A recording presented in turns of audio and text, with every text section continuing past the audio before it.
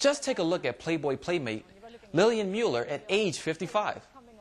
Wow, she looks like she's ready to do another cover. My name is Lillian Muller. I am from Norway. I grew up on a farm. I was a typical farm girl from Norway, really. And I did not get into veganism or vegetarianism until I came to America. I became a vegan at 27. I was a runner-up Miss Norway at 18. That's how it started. I became a model in London in my early 20s. I was the page 3 girl in the London Sun. Then Playboy saw me. I was 24, and I got an offer to come to America and become a centerfold. The first year in America, I lived at the Playboy Mansion. Hugh Hefner was my first boyfriend here. And since I was Hugh Hefner's girlfriend, I was allowed to go in there and I take a chair and sit in this refrigerator and just eat, you know? Because I came from very simple circumstances in Norway. We were quite poor, actually. And I had never seen, you know, big buckets of crab legs and boiled eggs in trays and whole grilled chickens and filet mignon and salmon. So I gained 12 pounds in 6 weeks.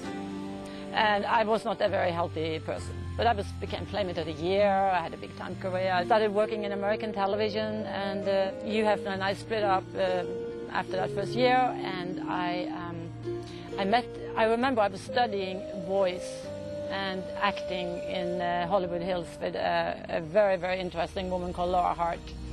And one day she said to me, I can't teach you because you can't collect your thought, you can't concentrate, you're always depressed, you seem to be anxiety-ridden and always worried about your weight, and you know, my fingers would always swell up, and I was anemic, I used to pass out all the time.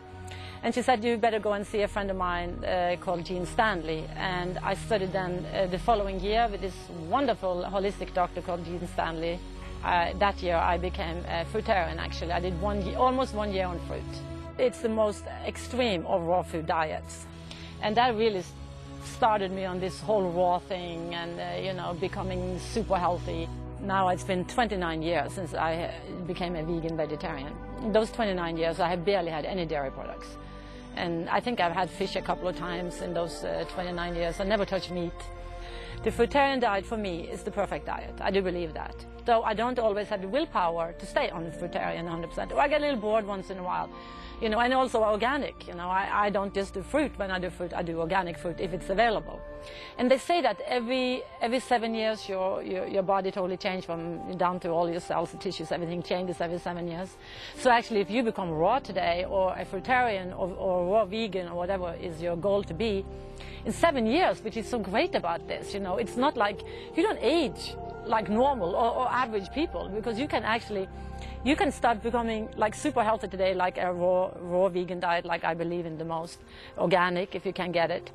And in 7 years from now, you can become a healthier person. Basically make your own juices, you know, eat your raw nuts and the raw fruits and the salads, and you're on a very great diet that will give you everything you need, and for your beauty, for your health and longevity. I can enjoy my meal. I think it's like, that is like a murderous thing. I mean, you know, if I didn't pay the butcher to buy a piece of steak or a piece of chicken or turkey, you know, if I didn't pay that money to get that food in the first place, there wouldn't be the demand on the butcher to kill that animal. So we have to take personal responsibility. How can you think logically that eating a dead animal can make you healthy, or to prolong your life, or to make you beautiful, or to give you energy? How can you think? I don't understand people's logic with this. Oh, I got to have meat, you know, protein, you know, it's so high in protein. Yeah, but the body is paying such a high price by you eating this flesh. Uric acid, cholesterol, worms, fish too, chicken and turkey, same stuff, right? You are getting, you know, and also when the animal is slaughtered, you know, that adrenaline, the fear that goes through the animal. You don't think that the animal is knowing when it's going to get killed in the butcher house?